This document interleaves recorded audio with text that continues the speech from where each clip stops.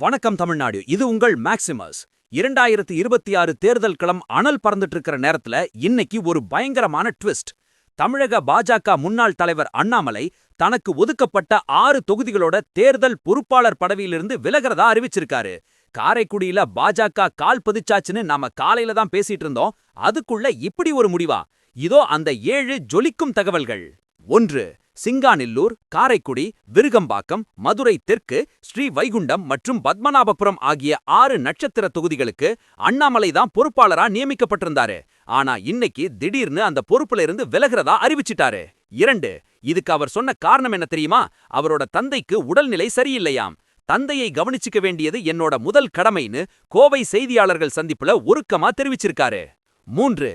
நான் பொறுப்பாளர் பதவியிலிருந்து விலகினாலும் கட்சி தொண்டனா களத்துல இருப்பேன், பிரச்சாரத்துல கலந்துப்பேன்னு தன்னோட ஆதரவாளர்களுக்கு ஒரு சின்ன தெம்ப கொடுத்திருக்காரு அண்ணாமலை. 4. வர்ற தேர்தல்ல நீங்க சிங்காநல்லூர்ல போட்டியிடுவீங்களான்னு நிருபர்கள் கேட்ட கேள்விக்கு அத பத்தி இப்போதைக்கு தெரியாது, மேலிடம் தான் முடிவு செய்யும்னு மழுப்பலான பதில சொல்லி ஒரு பெரிய சஸ்பென்ஸ வச்சிருக்காரு. 5. ஆனா அரசியல் வட்டாரத்துல வேற ஒரு ரகசிய பேச்சு ஓடுது.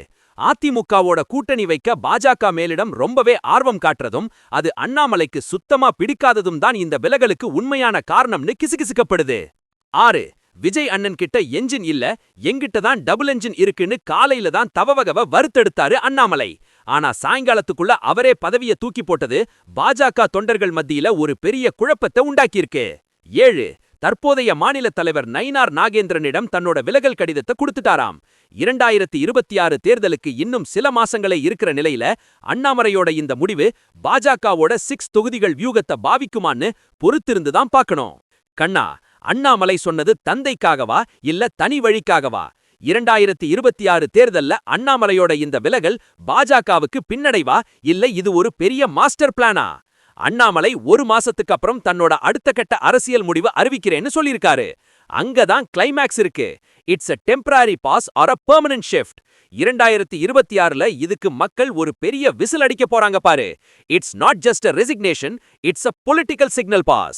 அண்ணாமலையோட அடுத்த மூவ் என்ன? அந்த 6 தொகுதிகளுக்கு புதுசா வரப்போற வாட்ச்மேன் யாரு? எல்லா எக்ஸ்க்ளூசிவ் பொலிட்டிக்கல் அப்டேட்ஸுக்கும் ஸ்டே டியூன்ட் வித் பிராண்டி செய்திகள். Stay tuned. உண்மைய லவுடா சொல்வோம், குவிக்கா சொல்வோம். This is Maximus signing off. Keep watching. Bye bye. ஒரு விசில் போடுங்க பாஸ்.